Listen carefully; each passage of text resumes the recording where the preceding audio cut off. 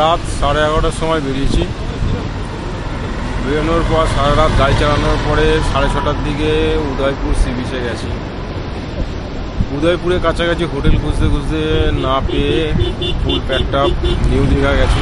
New দীঘাতে গিয়ে কিছু পাইনি, সব ফুল প্যাকড আপ। তারপরে ওল্ড দীঘা এসেছি। আর প্রত্যেকটা হোটেলের একই রকমের চার্জ, যে 2 দিনের জন্য বুকিং করতে হবে, একদিন বুকিং করলে হবে না। আর পার ডে 3,000 টাকা করে নর্মালি। তো 3,000 টাকা করে 2 দিনের জন্য আমাদের 6,000 টাকা দিতে হবে। আমরা থাকবো একদিনের জন্য দেবে না। এইবার খুঁজে খুঁজে খুঁজে কোথাও না পেয়ে আস্তে আস্তে করে ভাবলাম যে একটু অফ সাইডের দিকে গেলে হয়। তো অফ সাইডের দিক থেকে আস্তে আস্তে এখানে কি গঙ্গাধরপুর এরিয়াতে এসছি। এই এরিয়াতে সেরকম নেই, 2-1টা যা ছিল সব ফুল প্যাকড আপ রয়েছে সব।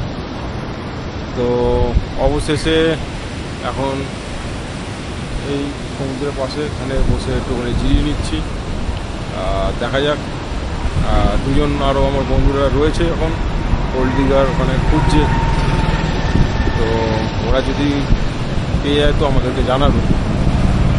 তো বসে আছে এখন আপাতত, দেখা যাক, পেয়ে গেলে ভালো, তারপরের আপডেট পরে বলতে হবে। আপাতত এখন এখানে একটুখানি নিরিবিলিতে বসি। আমি আর সঞ্জয়দা বসে আছি। সঞ্জয়দা, তোমার এক্সপিরিয়েন্স একটু বলে দাও। আর যেখানেই যাও দীঘায় এসো না। দীঘাতে খুব খতরনাক জায়গা হয়ে গেছে। এরকম পরিস্থিতি ছিল না বিগত 1 বছর আগে। এই আমাদের দীঘাতে যে জগন্নাথ মন্দির হয়েছে, এর জন্যেই মনে হয় প্রচুর ভিড়। জগন্নাথ দেবকে দেখার জন্য এত ভিড়, কিছু করার নেই। হোটেল ভাড়া 500 টাকা 5,000 হয়ে গেছে। সাধারণ মানুষ জীবনে থাকতে পারবে না এখানে। মানে বাঙালির সব থেকে কাছে টুরিস্ট একমাত্র দীঘাতেই ছিল। দীঘাতে মনে হয় কেউ আর থাকতে পারবে না। জগন্নাথ দেবের দর্শন করতে এসে অবস্থা খারাপ হয়ে যাবে। রাস্তায় বসে দিন কাটিয়ে বাড়ি চলে যেতে হবে। যার পয়সা আছে সে থাকবে, আর যার পয়সা থাকবে না কোনো ব্যাপার নেই। বড়রা এসে থাকবে, মধ্যবিত্ত গরিব বাড়ির লোকেরা এত থাকতে পারবে না। এটাই প্রস্তাব, আর কিছু করার নেই। ধন্যবাদ। তো আপাতত এইটুকুই, আর পরের আপডেট পরে জানাচ্ছি। সত্যি এতটা এক্সাইটমেন্টের সাথে এসেছিলাম সারা রাত জার্নি করে। এখানে যা পরিস্থিতি দেখলাম, এর থেকে ভালো যদি আমরা বকখালি চলে যেতাম।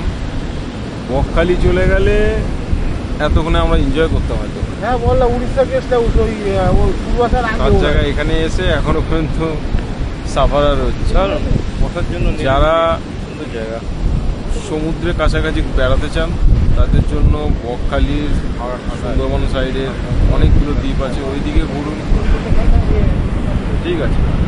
কিন্তু এখানে জগন্নাথ মন্দির হয়েছে, এই কারণে যদি আসতে চান তাহলে ঠিক আছে।